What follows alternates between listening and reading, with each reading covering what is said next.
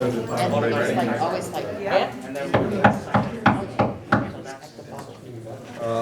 to order the November 3rd Norristown Council meeting. Start with a moment of silence and pledge of allegiance.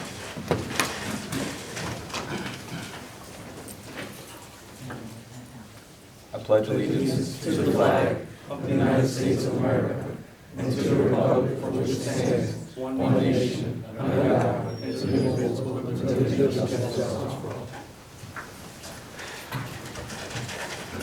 Madam Secretary, can I have roll call, please? Valerie Moman. Here. Hakeem Jones. Here. Sony Sanders. Present. Heather Lewis. Here. Rebecca Smith. Here. Thomas LaPera. Here. Derek Perry. He's on time. He's like a who. Can I have a motion to approve the previous minutes? So moved. Second. All in favor? Aye. Guys have it, motion passes. We did not have an executive session for tonight. So we'll move right into presentations. We have Help a Single Parent awards.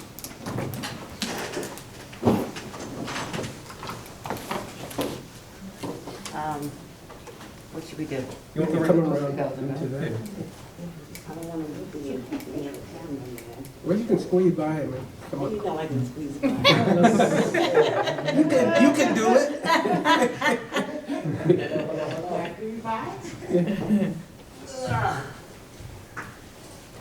Okay, and I'll put this over here.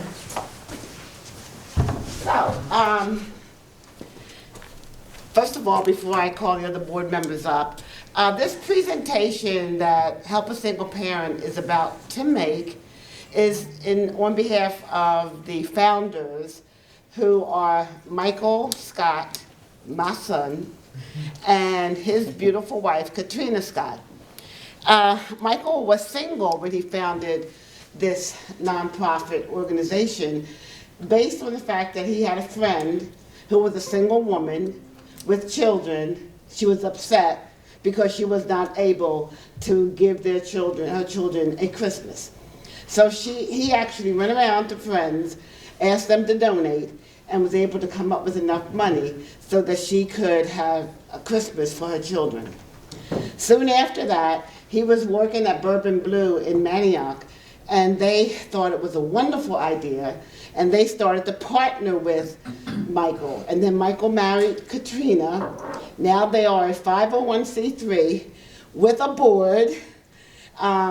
Michael and Katrina are the founders. I am the program director. We have Tiffany Henley, who is a secretary, and we have Sonia Sanders and Nessa Perry are board members. There are several other board members that are not here, and the reason why I wanted to pull them up and have them come up front is because we all work tirelessly, seriously.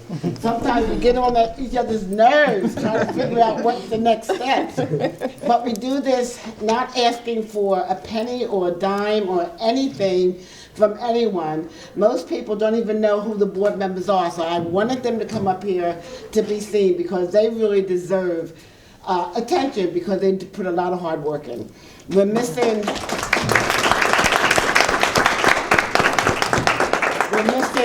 Gary Simpson, Dustin, Queen Anne, and oh my gosh. Oh, my sister. Who happens to be the treasurer, and she is fantastic. Okay, so anyway, with that being said, between the Norristown Police Department and the Norristown Fire Department, over the last 10 years, they have been with us trying to help these children in Norristown have a great Christmas. So we are going to give them an award. And I'm going to have one of the board members read each one. This one's the police. Who would like to read that one? I'll read it. We'll just go in order.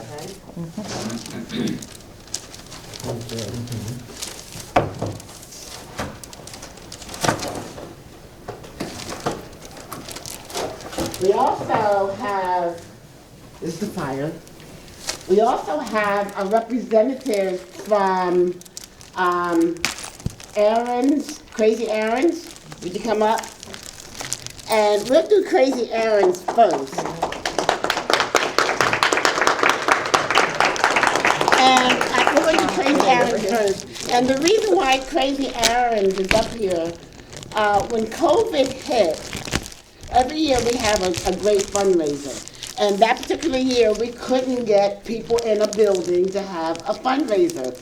One of the board members, we have really talented board members, I don't know who it was, they came up with having a tailgate football fundraiser. And of course, that would be outside. We had no idea where we could do it. We tried a lot of different lots. I called Aaron, and he said, sure, he would do it. It was a very, first time we did something like that, and it was fun, and Aaron said we could do it again. So do you want to read the one for Crazy Aaron? So to Crazy Aaron, the Help a Single Parent Foundation would like to thank you for your support and willingness to support us with us during our first football tailgate fundraiser. You made our event a success by donating space that was both fun and safe. You are an important part of our community. Thank you, Mike and Katrina Scott, and Help a Single Parent Foundation. Thank you. Thank you.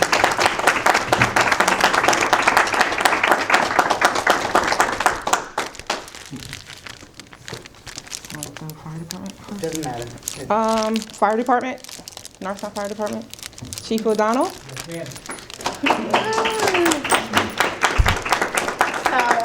Tiffany is our secretary. She sends out all the emails, making sure everyone's going to be here. But I do want to make one comment about Chief O'Donnell. We'll call, he says, whatever you need, Valerie. Whatever you need. What do you need me to do, Valerie? I'll be there. What time? He never, ever has a problem with helping this organization, and we thank you for that. Yes, ma'am. To the Norristown Fire Department, in recognition of outstanding service, the Help a Single Parent Foundation thanks you for your devotion, dedication, and hard work. You make our events and community service projects safe and fun. You are appreciated and an important part of our community. Thank you, Mike and Trina Scott, and the Help a Single Parent Foundation. Thank you, ladies. you. So much. Thank you. Thank you so much. So last but not least, the Norristown Police Department. I would be remiss without saying, as a board member over the past couple of years, without having the police department and the fire department providing a special escort to the families on an annual basis, it is much appreciated. That type of work for the youth to see are sometimes leadways and segues into the youths not being afraid of the policemen or the firemen. And it also gives the youth an opportunity to maybe be like, maybe I want to be a fireman. Maybe I might want to be a policeman. So from the bottom of my heart and Help a Single Parent, we thank you, but I will go into reading the part. And before you read it, I do want to add one thing, because I did have something for Tommy, I have something for your department as well. The first couple years that you guys came and helped us, we had a caravan of about 15 to 20 vehicles going from house to house giving out gifts. And over the last few years, it got to the point where the police department came into the homes, lifted up, raised up some of the children, and felt what we've been feeling, the need to give back to the community. And every year we also, after everything was done, we would go to my house and we would have brunch. And a couple years, one of the policemen did come to my house. So we really, truly appreciate the service that you guys have given us. Yes. Norristown Police Department. In recognition of outstanding service, the Help a Single Parent Foundation thanks you for your devotion, dedication, and hard work. You make our events and community service projects safe and fun. You are appreciated and an important part of our community. Thank you. From Mike and Katrina Scott and the Help a Single Parent. Thank you. Thank you. Thank you very much. It's an honor. Thank you. Thank you. Thank you.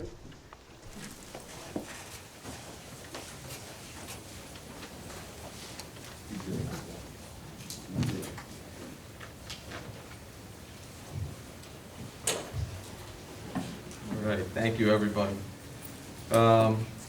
We'll move into announcements. Council, do we have any announcements? I have one. The fire department will be doing their annual turkey drive where they give out turkey dinners to 100 families. It'll be on November 3rd, and anybody interested can contact Captain Lee at dlee, L-E-E, at norristown.org. Point of order, Vice President, that date would be November 23rd. What did I say? 3rd. Oh, I'm sorry, November 3rd. That's okay. Yeah, That's okay. Sorry about that. We'll move into public comments. Jim Waters. Good evening, everyone. I hope you can hear me with this mask on. Jim Waters, Hamilton Street.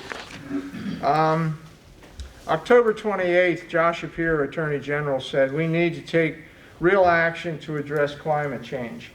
And what my action is, as a veteran, is to address the issues with flooding. Now, because this situation is so complicated, what I'm doing is sending council emails explaining each part of this situation. Now, initially, you've gotten the information about the trash islands and how they're affecting things. I have a call in for State Representative Briggs. We're going to address that, being the flooding of Bridgeport.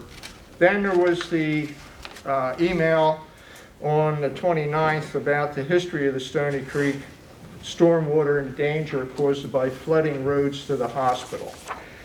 In that, there were several different studies that went from 1967 up to present day.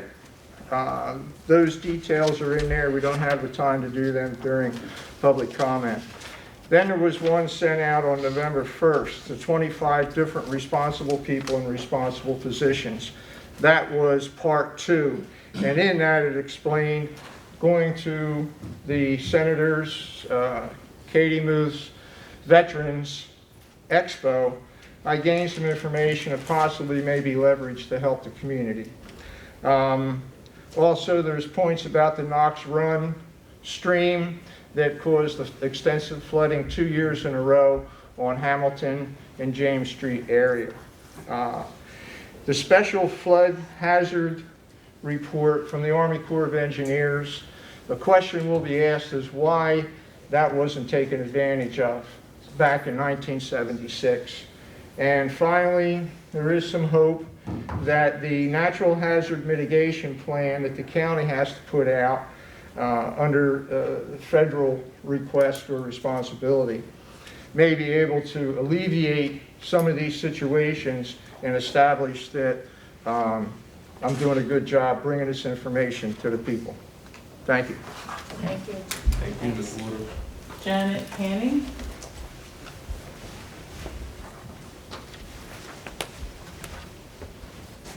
Members of council, administration, public, thank you for allowing me to speak tonight.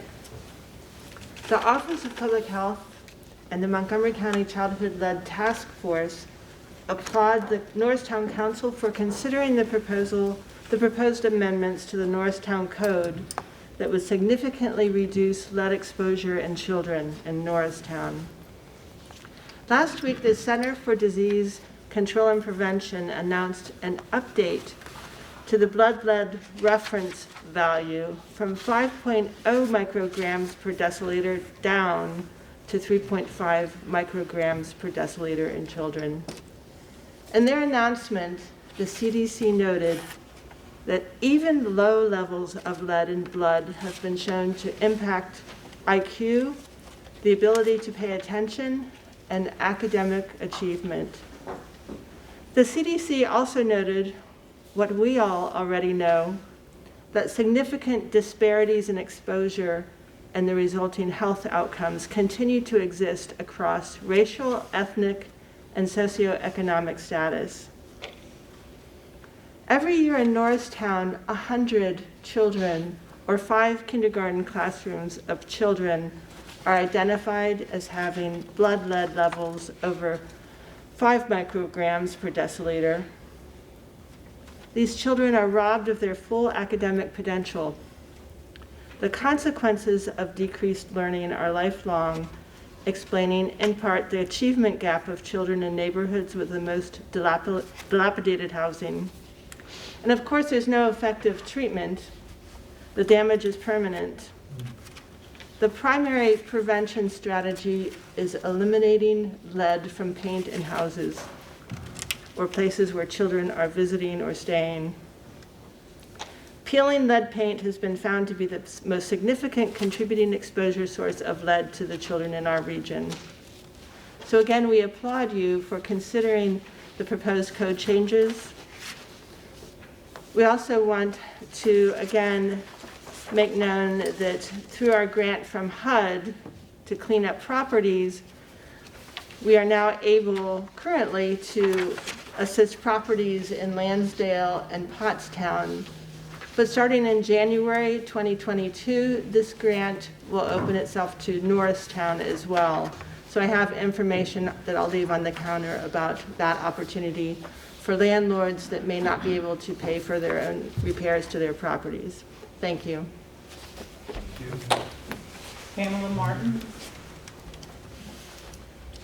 Hi, thanks for having me. Pamela Martin, Expressive Path. For those of you that don't know us, Expressive Path is a mobile nonprofit located at Center Theater in Norristown. We provide mobile workshops, performance opportunities, exhibition, community service opportunities for disadvantaged teens 12 to 19. Regarding the Lafayette Walkway located at East Main Street between 136 and 140 near the pretzel factory, Expressive Path is proposing a beautification project in which we will transform the walkway into the Expressive Path. Altering this path is small enough to be feasible and large enough to make an impact in the community. We would like to beautify the path through cleaning, asphalt painting, fence painting, power washing, concrete repair, planting flowers, possible murals, ground cover, and general horticulture. Our students and the community would be included in the process. Upon your approval, we will take the steps to receive additional approvals from the building owners on both sides of the walkway. We would like to use Norristown contractors for the effort. We foresee this being a clean, bright, creative area for sitting, eating lunch, listening to acoustic guitar, and people purposely walking down just to see it. It's close to the new Haya Ground Art Studio and many local eateries. We would like to start as soon as possible with the idea that it would be done in steps, each step getting closer to the final goal. I want to note that while I was taking pictures of the walkway, there was a gentleman walking his dog, and I told him about, the possible project, and he said, "Please, that would be so wonderful." And it made me think of the many more residents that will be moving into the area with the development projects coming up. After speaking to Hakeem, I contacted Public Works, and some initial cleaning and landscaping has already been done. However, despite that, when I was there recently, there was new trash coating the area. I recommend that while we're investing time in discussing this project and locating contractors, that the vines be removed above the lattice, because it will allow folks to see through, and it will avoid some littering and negative behaviors that are happening in that pathway. So once we receive all the estimates, we would like to present the cost to council for financial support. Thank you. Colleen McCall. Thank you. Good evening. I also want to thank you, council members, for advancing the proposed ordinance 2114 of 2021 on lead poisoning prevention and lead hazard control to the next stage of your council meeting last month. I'm Colleen McCauley, and I'm the Health Policy Director at Children First. We work for kids on behalf of kids in Norristown and Montgomery County and across Southeast PA. Since you last met, there have been two really important developments on lead poisoning for children. The first one is in Pittsburgh. Pittsburgh City Council person Erica Strasburger introduced a bill that calls for properties to be tested for lead hazards, like the ordinance that has been introduced here in the Norristown Council. So in Pennsylvania, Philadelphia, the city of Lancaster, and the boroughs of Millvale and Columbia have already passed these types of ordinances, so you're in good company with a growing number of municipalities that are taking these important steps to protect babies and children from harm. The second important development since you all met last, Janet mentioned already that last week the Centers for Disease Control lowered the definition of what lead poisoning is, right? Used to be at 5, now it's at 3.5. And so we are going to find more children, we're going to diagnose more children who have lead poisoning. And as Janet said, there's no safe level of lead in a child's body, but the CDC was moved by evidence to lower that level to make sure that more kids have access to the case management and other services that are required for kids who have lead in their bodies. And the CDC also said when they lowered the definition that their guidance should be used to prioritize communities with the most need for primary prevention of exposure and to evaluate the effectiveness of prevention efforts, and also to go along with their support and commitment to health equity and addressing environmental justice. And again, it is an environmental justice issue. In Montgomery County, we don't have data for kids in Norristown specifically, but in Montgomery County, 5 times more black children and 9 times more children who are Hispanic are poisoned than white children. So again, I really applaud you for your great efforts to undertake and protect more babies and children from lead poisoning in Norristown. And I have some fact sheets to share. How should I just pass them out right here? Thank you. Just leave them with Kevin. Oh, thank you, Kevin. Thank you. And that's all. Cool. Anybody else in the crowd would like to make public comment? Seeing none, we'll move into appointments. Chief Dillon.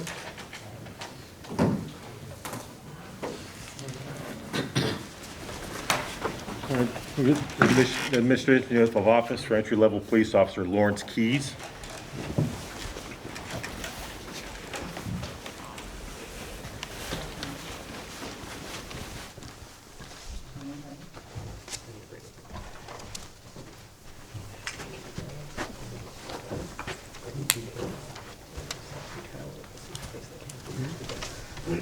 All right, great. Are you prepared to take the oath? The oath, right? Yeah. Great. Yes. If you could raise your right hand and place your left hand there. And repeat after me.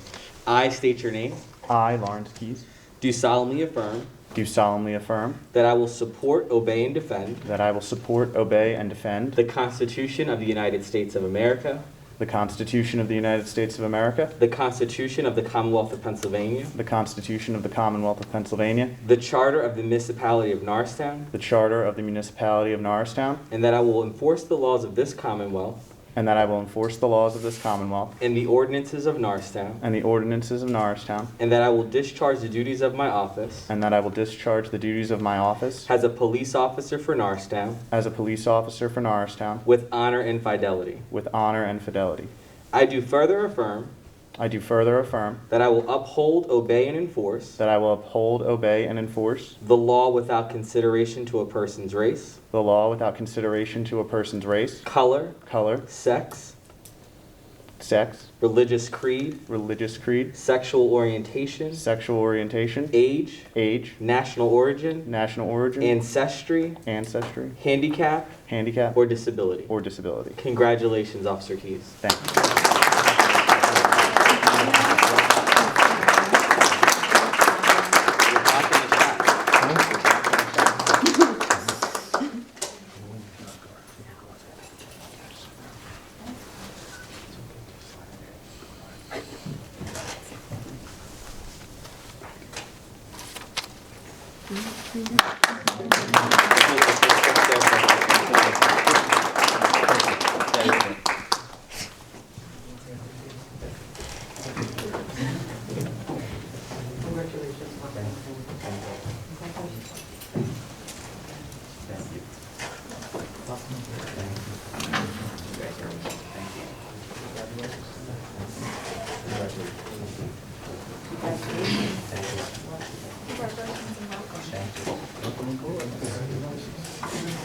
You're topping the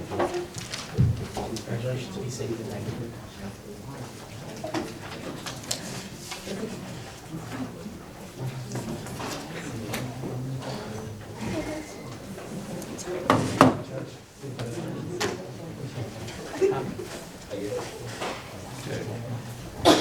Go into ordinance number 21-13, amending chapter 305 titled Vehicles and Traffic. Chief Dillon. On October 19th, 2021, council approved proposed ordinance number 2113 to be advertised. It was advertised, proposed ordinance number 21-13 was advertised on 26th of October. And this is to consider amending chapter 305 titled Vehicles and Traffic, section 305-10 titled Prohibitive Turns at Intersections. The Norristown Municipal Code prohibits certain turning movements at the intersection of Arch Street, Summit Streets, and authorized for us to post the appropriate signage. This will control the traffic surrounding dismissal time at Hancock Elementary School so that we can make that safe for everyone. Council, any questions? Councilman Jones? Yeah, Chief Dillon, I believe Hancock might be the only school that doesn't have the 15-mile-an-hour blinking signs. I know in the municipality and the borough, were there ever plans or are there any talks about getting those signs? Because it is a heavily, it's a drive-through with stop signs that get ran. Years ago, we liberated the school flashing lights from Kennedy Kenrick from Johnson Highway. I do not know what happened to them. We liberated them from that area to put up on Arch Street, and I'm not sure what happened with them. I know one of the problems we had was being able to affix anything with electric in that area, but I'm working on it. Council, any other questions? Seeing none, do I have a motion to approve ordinance number 21-13? So moved. Second. Madam Secretary? Valerie Newman. Aye. Hakeem Jones. Aye. Sonia Sanders. Aye. Heather Lewis. Aye. Rebecca Smith. Aye. Thomas LaPera. Aye. Derek Perry. The ayes have it, motion passes. Chief Dillon, resolution number 21-81, motion to approve request for disabled parking spaces. Correct, we have a number of handicap parking spaces that we're requesting approval on. That would be for 700 Astor Street, 29 East Spruce Street, 364 East Moore Street, and 1232 West Washington Street. Council, any questions? Seeing none, do I have a motion to approve resolution 21-81? So moved. Second. Madam Secretary? Valerie Newman. Aye. Hakeem Jones. Aye. Sonia Sanders. Aye. Heather Lewis. Aye. Rebecca Smith. Aye. Thomas LaPera. Aye. Derek Perry. The ayes have it, motion passes. Moving into finance. We have authorization to advertise the first reading of ordinance adopting the fiscal year 2022 budget and establishing the real estate tax rate of 2022. Good evening, Council. Tonight we're requesting permission to advertise ordinance number 2115, adopting the fiscal 2022 budget and establishing the real estate tax rate. Attached to this ordinance is a summary schedule that shows by department the 2022 budget for each of our major funds: the General Fund, Highway Aid Fund, Capital Projects Fund, and the Community Development Fund. The total for all these funds, total budget for all these funds for next year is $47,591,443. The largest fund, the General Fund, totals $37,806,998. Public safety by far is the largest piece of this budget at 54%. That includes both police and fire. Also, second largest is public works, including solid waste, is 18% of the budget. By expenditure category, personnel costs, including salary, benefits, and retirement, make up 62% of the general budget. Also attached to the ordinance is the detailed budget by expense category. Personnel costs, on the revenue, it also shows the revenue. On the revenue side, real estate taxes contributes 40% to our revenue, and Act 511 taxes contributes 33%. During the presentation of our proposed budget at the October 19th council meeting, We provided projections for both revenue and expenditures. Revenue is expected to increase by 0.4%. Expenses are expected to increase by 3.9%. As we told you, the revenue shortfall was over $1.2 million. The low revenue increase is partially due to real estate assessments being flat for many years, but it's also due to the COVID pandemic and that effect on our business privilege tax and our earned income tax.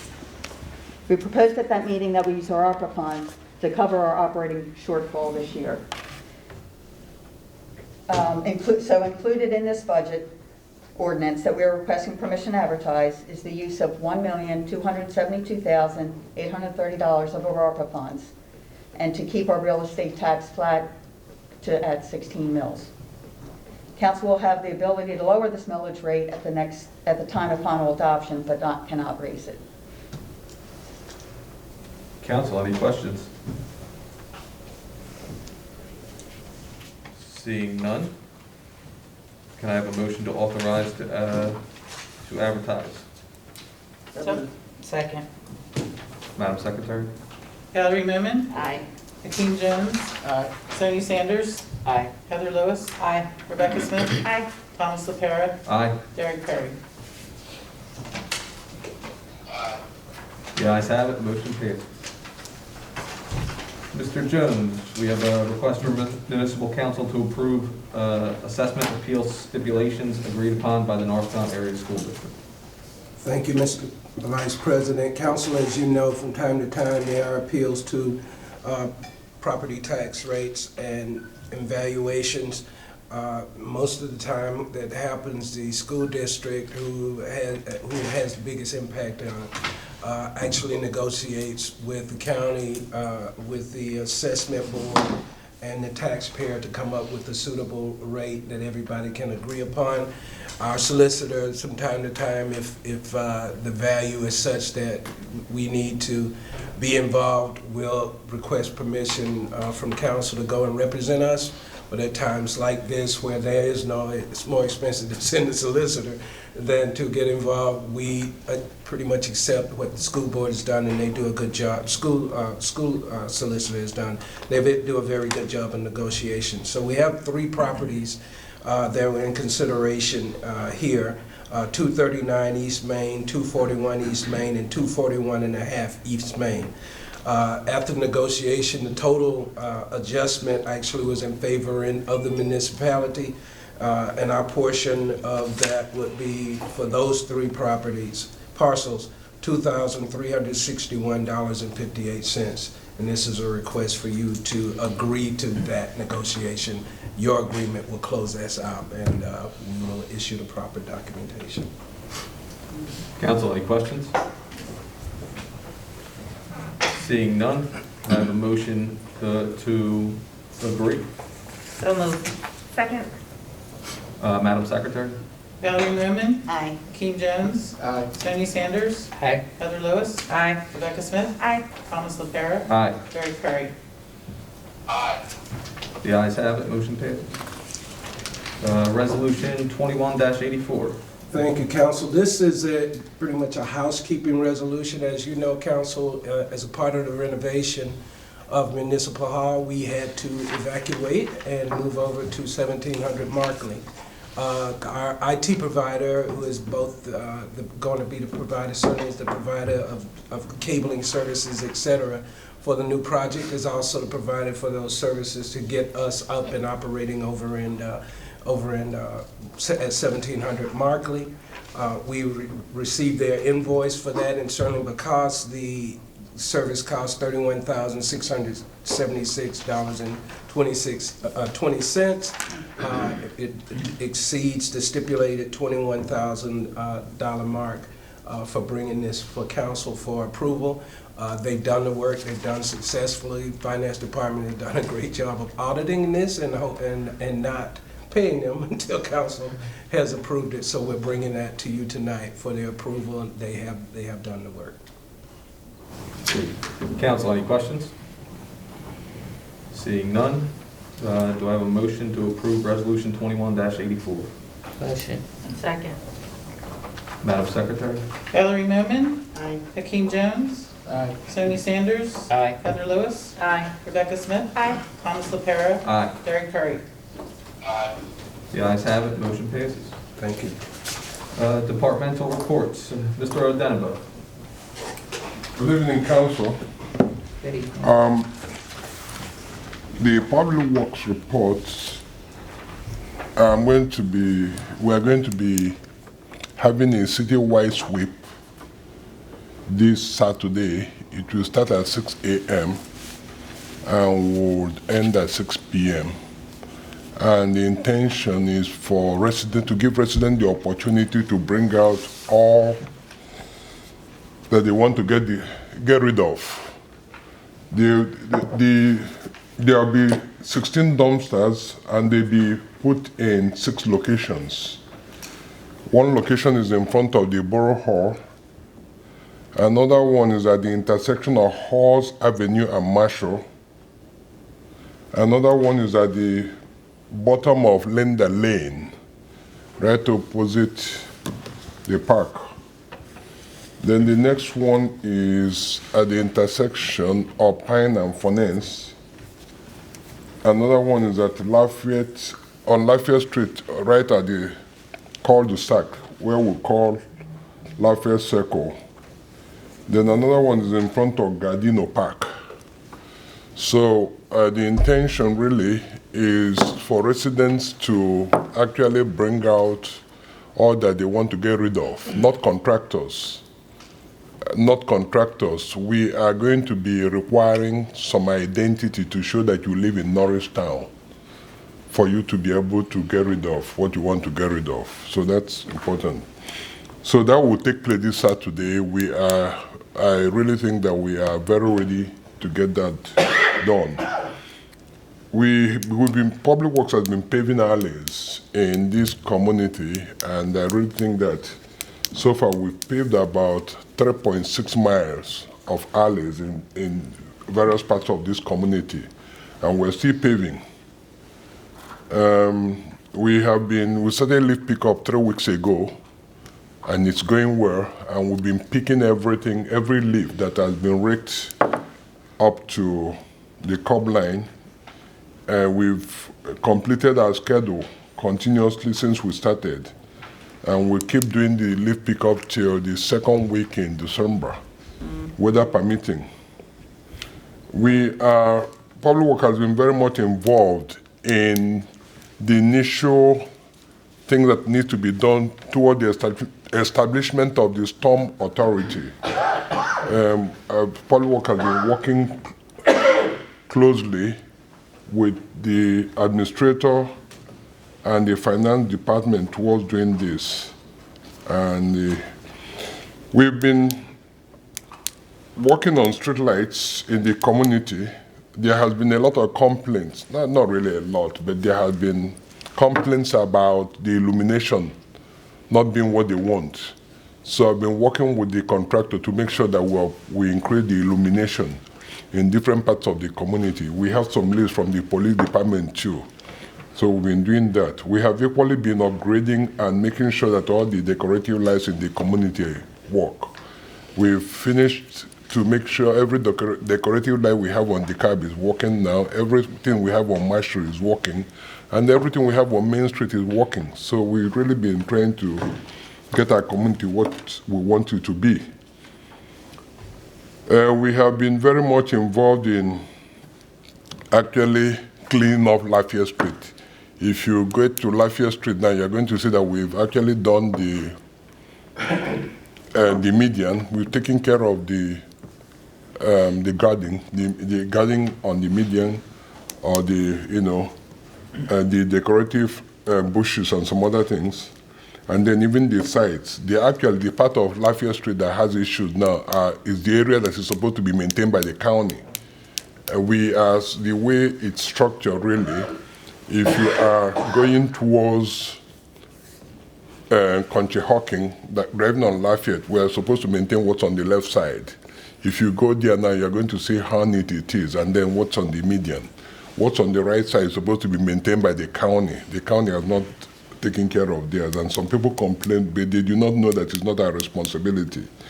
We are right now trying to take care of the dam area. We are getting ready for snow and getting our equipment ready. But one thing we are not taking for granted is the supply chain issue. So we're actually stockpiling parts and some other things that we never bothered before, because we want to make sure that if we run out of this, then we have spares. So we're equally getting ready for this. And that's all that we have and all that we've been doing.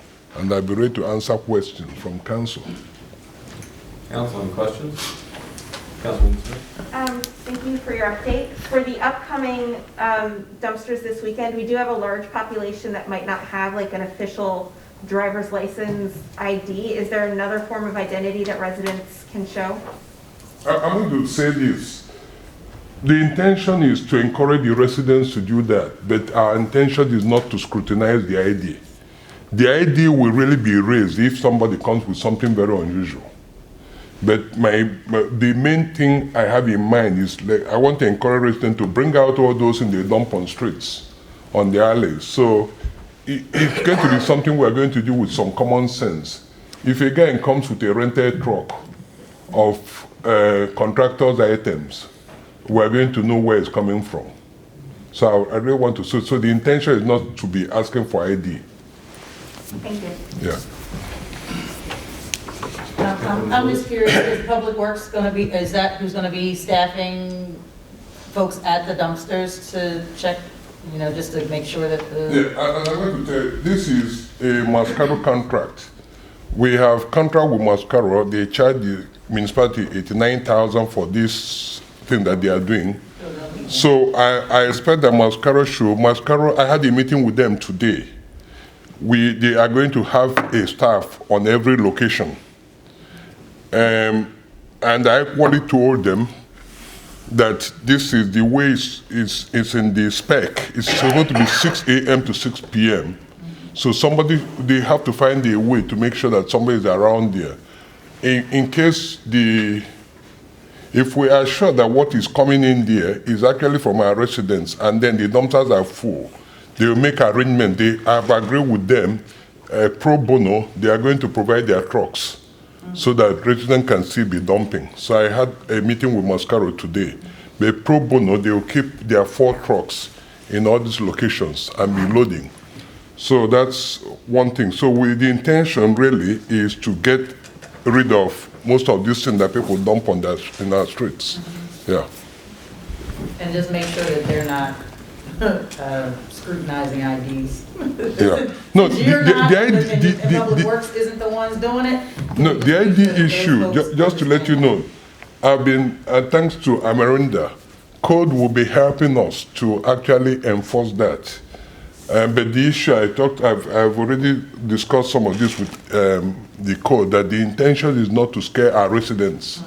That's not the intention. The intention is somebody that comes, the last time we had that people went to get some U-Haul trucks to be dumping things. If somebody comes with that kind of thing, we want to make sure it's a resident, yeah. Okay, thank you.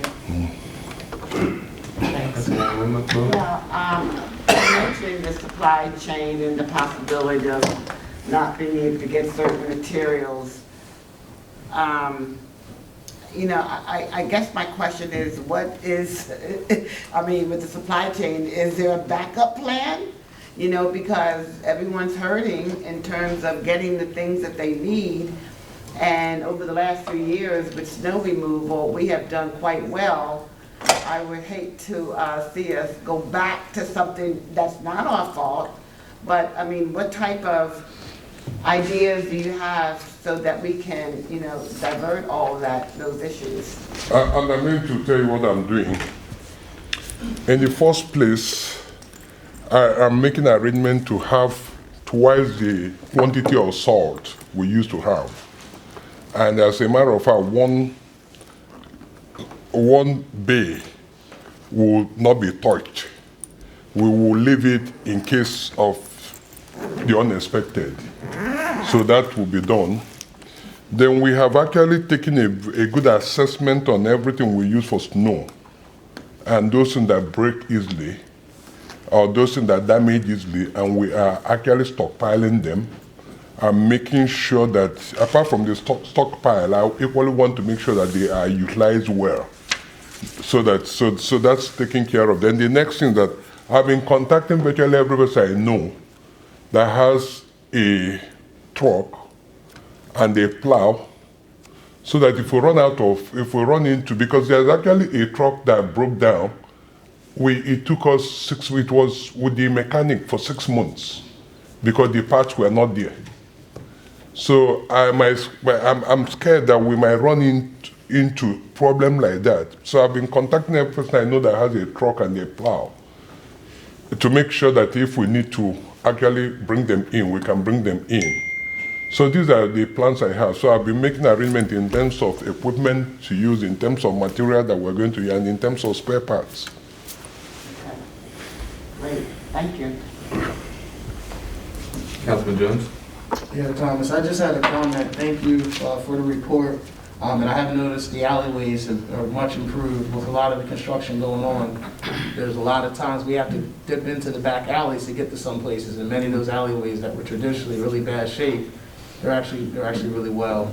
And another thing I wanted to just commend you on is that you've worked hard to make your department a diverse department. Not just when it comes to race, but even age. You know, there's a lot of young men from this community that live here and they now work here, and they're sustaining a good life for themselves. So I've noticed that, and I appreciate you for that. Council, any other questions? I just have one. With the dumpster, the pickup, I think the last time we did it, they dropped the dumpsters at night, and then people were just coming in the middle of the night and dumping like crazy. Are they going to drop the dumpsters in the morning this time, or are we going to have somebody kind of watching them throughout the night? That's a very good question, Mr. Vice President. No dumpster will be there on Friday, but it is not going to be easy to bring 16 dumpsters at a time. Right. So we have 16 locations. So and that's one of the things I discussed with Mascaro today. They will start bringing the dumpsters at 6 a.m. They come with 6 dumpsters at a time. That one in each location, and then they keep putting in more and more. So we've talked with, and just for everyone to know, even though we have 6 locations, there are different locations that have more dumpsters. There's an area that we have 3 dumpsters. There's an area we have 4. There's an area that we have 2. So this has really been well coordinated. And then again, the intention is that we will keep picking whatever we need to pick, that is from our residents, for as long as it takes. Yeah. Sounds good. Thank you. Okay, we'll move into Mr. Jones, administration. Thank you, Mr. Vice President. And pardon me if I start coughing. I've been trying to get this scratch out of my throat for quite a while. One other thing I'll just add on top of that, one of the things we'll make sure we do is kind of advertise and set some expectations with the public in advance that, you know, we know that there may be supply chain issues, but so that we let them know in advance that there may be problems, but we're prepared and doing everything we can so that way there are no surprises, and if we don't have any problems, it comes out even better. So we'll make sure we take care of that. So a few items I wanted to update council on. I'll start with the easier, quicker ones to do. First is that the Stormwater Authority, as you know, you set a board, Stormwater Authority board. They're going to be having their organization meeting on 11/15/2021, so next Monday. Is that next Monday or Monday after next? They're gonna have their meeting, first organization meeting, get a briefing, brought up to speed. We expect to have a second meeting in December where they actually will start to look at, once they get a little bit oriented, look at adopting a first year budget. We've been working, as Thomas talked a little bit earlier, extensively, Kathy, myself, Thomas, the team, working with HRG to finalize those numbers based on the amount you allocated out of our opera funds for their year one budget. So we've been working and massaging that, and we will get that in front of them and in front of you to look at, but ultimately they'll have to do it. There are also some information related to them. And I'm going to be talking with the solicitor's office about issues related to, we know that we're going to have a managed services agreement with them whereby basically the Public Works, Thomas as Public Works Director will manage that side of the house, and in that budget is staffing for that group and equipment, et cetera.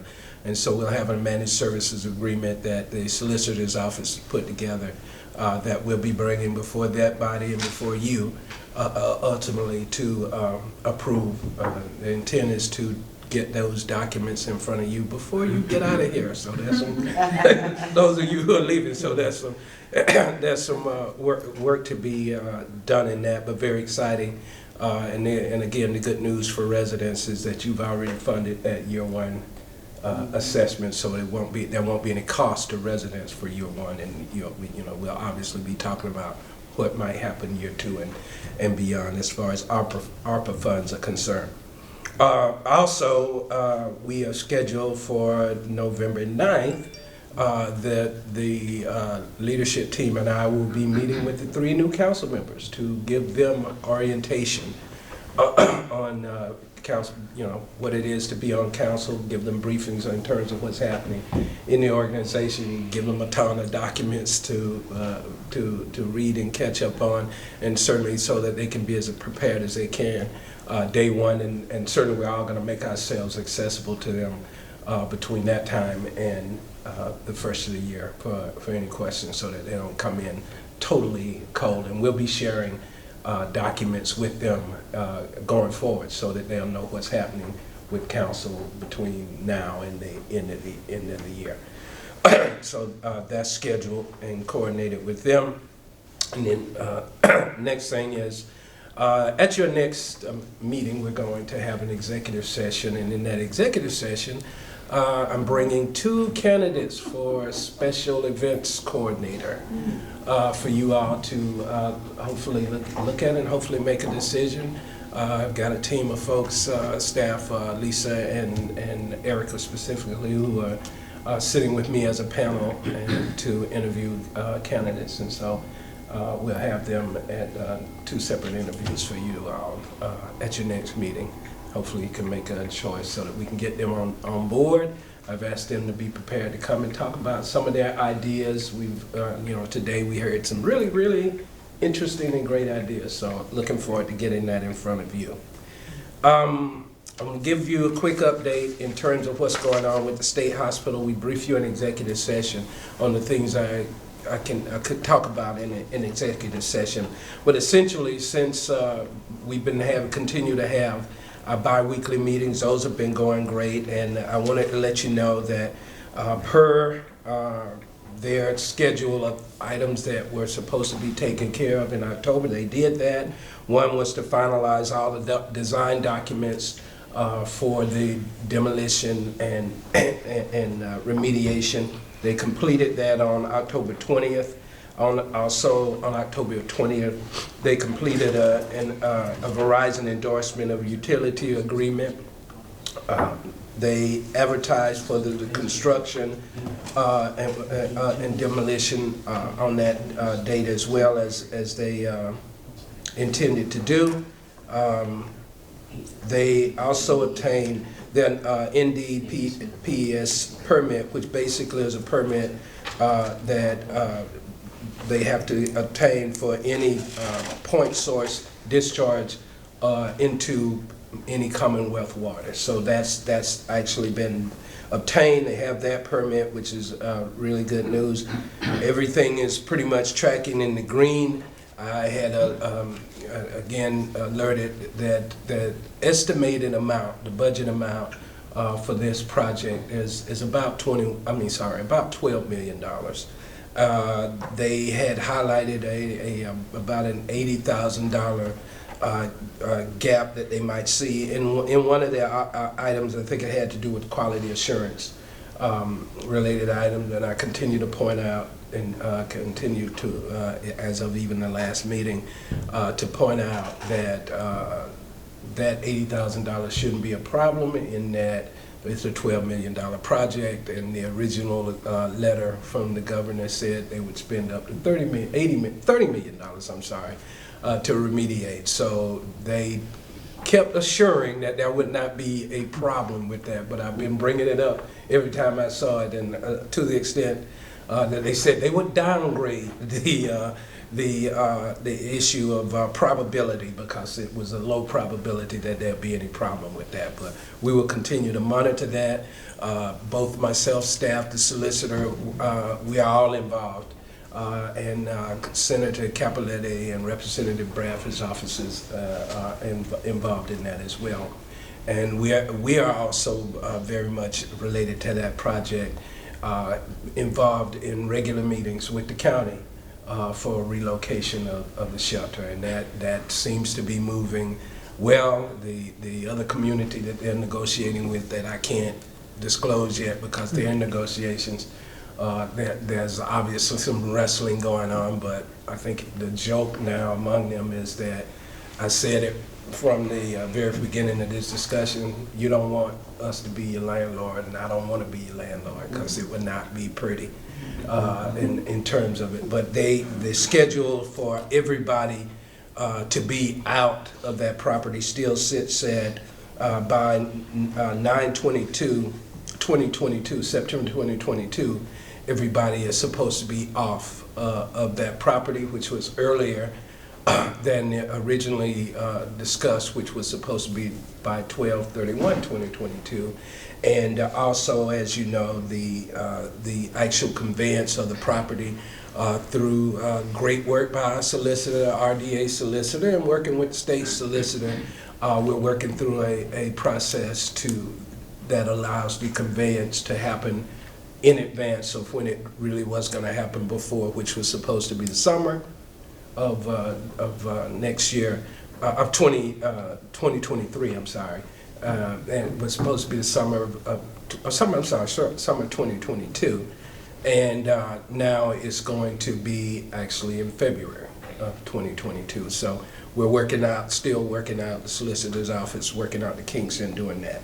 So that project is moving along well, and I'll keep you definitely posted as things go. I sent you some information. I saw President Perry said that couldn't open the document, so I'll resend it to make sure you can. Just an update on what's going on at City Hall and that renovation. I'll go through this and try to go through it as quickly as possible about where we are. So, as you know, site work has been underway for about 6 months. The big main structural work started on the Sally Port part on the eastern end of the building. The structural work on the Sally Port is complete. The mechanical and electrical work in that area is underway. Roofing and exterior finish work is also in progress.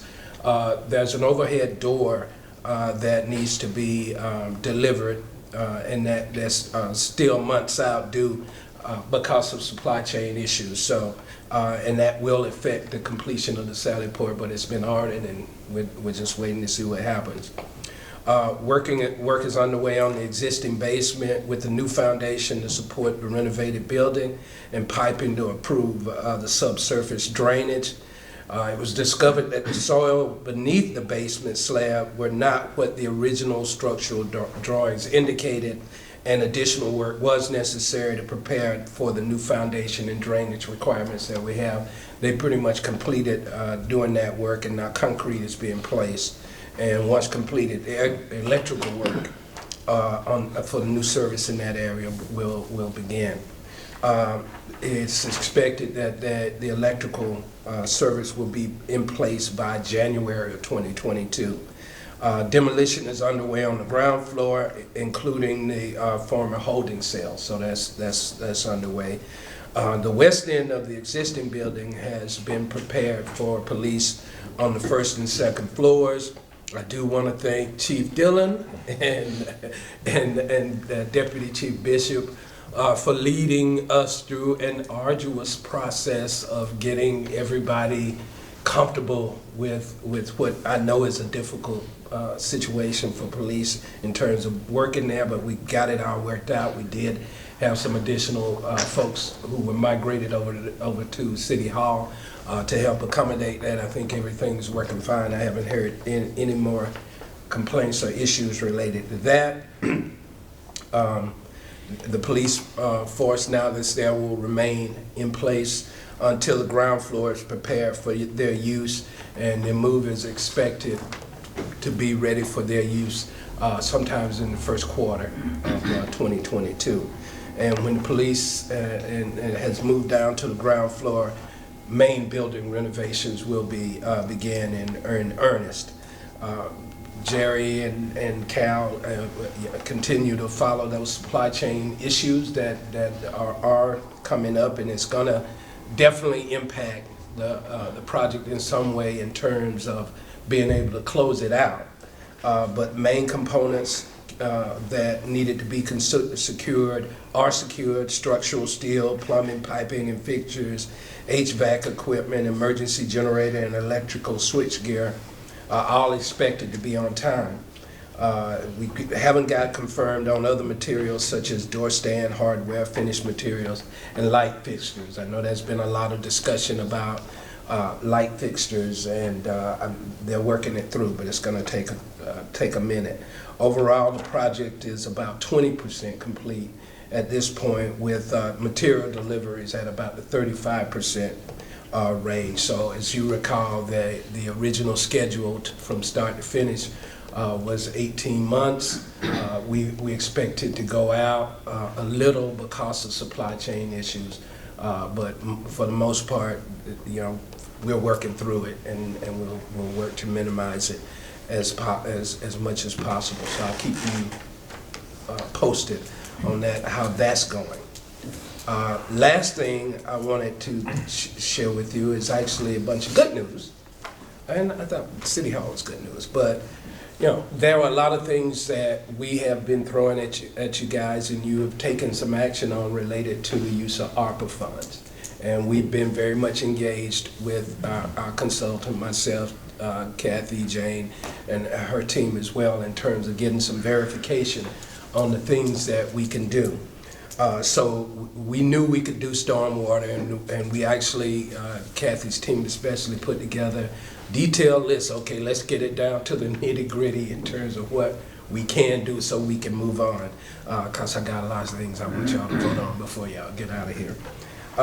So you all have funded the stormwater. I said about that earlier. Under the area of public health, we did want to get final verification that we could use the money for the parks that we wanted to: Bartash, McCann, Latshaw Field, Simmons Park, and court improvements. That's all been by a consultant say, yes, we can use the funds under the public health category. And so we're working, as a matter of fact, Erica and I will be meeting with Cal to do walkthroughs of all our facilities, all our parks, to look at this, and as they put together a plan so that we can get some authorization in front of you guys for costs related to these projects. Under the one of the things we talked about was Poly Park and whether it could be a skate park. Yes, we can use it for Poly Park. So I know Vice President LaPera and I have been talking a little bit about some connections he and I think Councilmember Jones have, and I'm waiting to get those, but I've also done some outreach to a skate park association, and they're sending me some materials as well. Even though we can use ARPA funds for that, I know that association funds actually helps fund skate parks as well. And so I've got information coming from them. We're part of our walkthrough with Cal. I talked to him a couple of days ago. Is that he's already scoping out, because he's doing a skate park for another community. So he's already going to scope out ours, and we should have some estimates.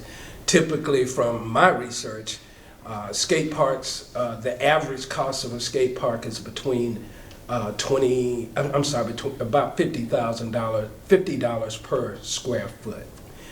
You talk about 10,000 square foot skate park, which is not a huge one, is about $500,000. It can go as high as $65 is what they're saying per square foot, but Cal is going to scope something out. And again, what we want to do is get kind of a good ballpark figure that we can get in front of you guys so that we can start the ball rolling, request some allocations, and then put out the request for proposals and get bids on skate park. One of the things we also want to do, and I've been part of what I've done, I've looked at what was formerly the Tony Hawk Foundation, and it's morphed into another foundation about how to do skate parks. And one of the things we really, really want to do is hold a session for youth to let them give us some comments about what they would like to see in a skate park. So we want to do that. I've been working with Kevin in terms of that new Citizens Lab software. So he's putting together models on several things, and that's one of the ones we want to do for getting some public outreach about all of these things and some other things. So we're really happy about that.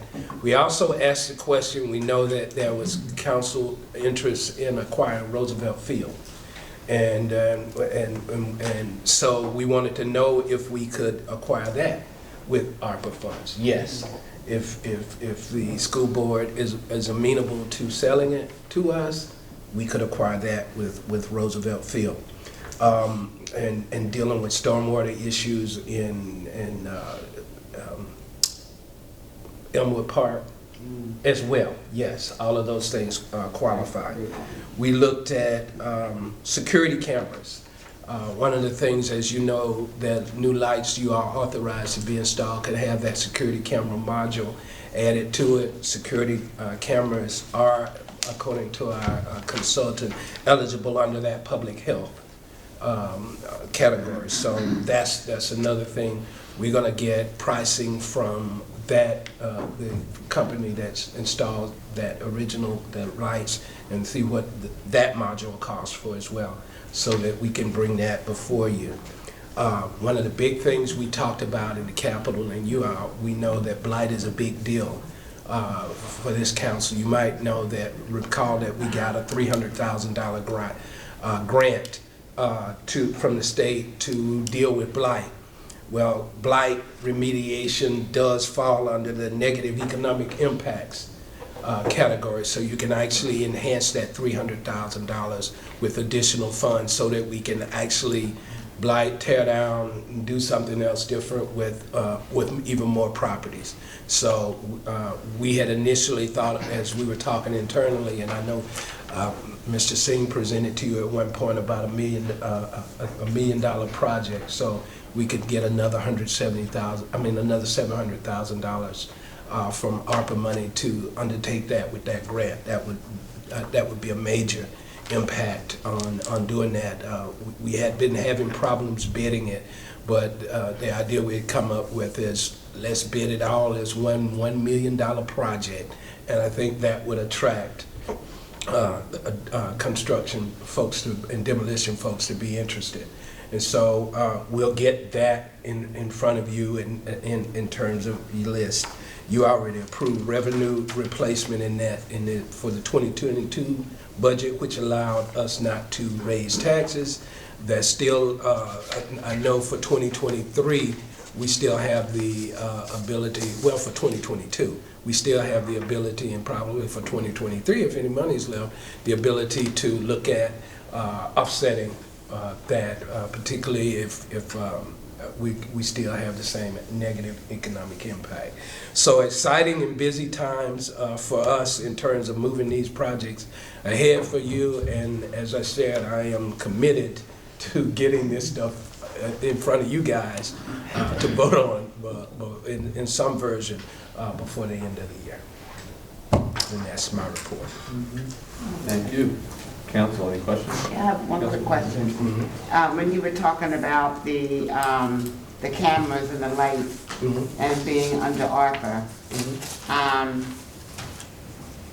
is there any way we could, a few years ago we were looking at a smart city concept. Would that be able to tie into that, do you know? I know there are several modules that you can put in there. We can look at what other modules we might be able to use. I think for ARPA funds, it'll be, you know, I don't know if the smart cities piece, maybe it will come under the economic impact or something category, but definitely we knew that we found out that, you know, in dealing with safety issues and being able to highlight crime areas and whatever, that easily fit under there, but we can certainly research it. Yeah, I think we should, because it would be nice, as we see the country is changing slowly to that concept, it would be nice for little Norristown to be in that as well, so. Absolutely, and you know, and the good news is, even maybe, particularly if the economic situation improves, we can use it from that, you know, that ability, we can get funds from that ability to reimburse ourselves for losses. So it might not fall under a category area, but it might be able to come under a general fund area from that revenue if possible. We can look at it. Councilman Jones?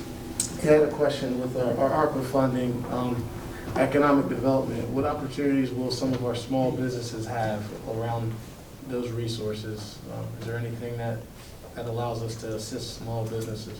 I know Jane and I have been talking about it, and it's on the table with our consultants. I think there are probably ways to allocate some funds for small business redevelopment and small business assistance.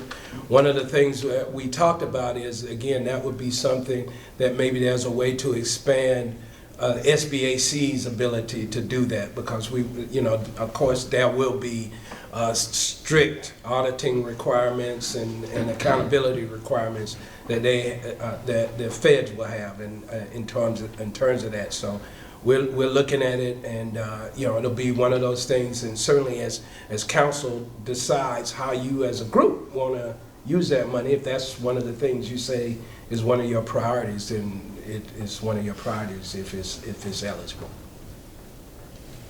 Didn't the county have a program to help small businesses? I think they do. I know that they've opened a kind of little office, and they announced it a week ago. They set up kind of maybe 2 weeks ago. They set up their infrastructure now, and I know they're going to be doing some public sessions, because again they got $161 million to use, and certainly when you look at distressed areas, that economically distressed areas, that county seat falls right into that wheelhouse as well.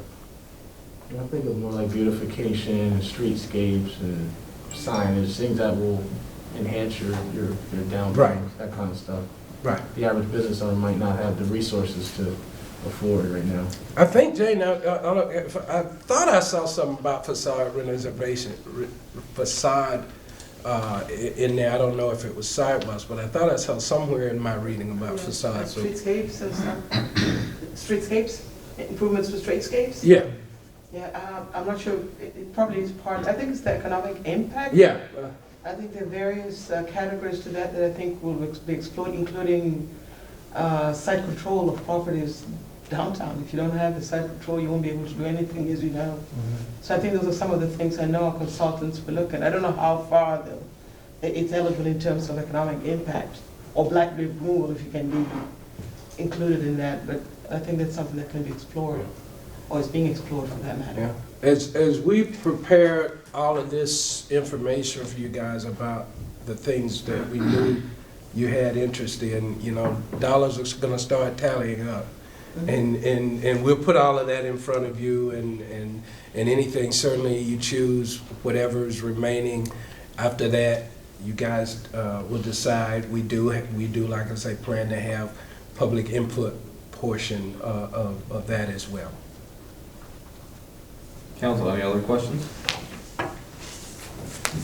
Seeing none, do I have a motion for adjournment? So moved. Second. All in favor? Aye. Thank you. Thank you. Thank you. We gonna sit here and eat?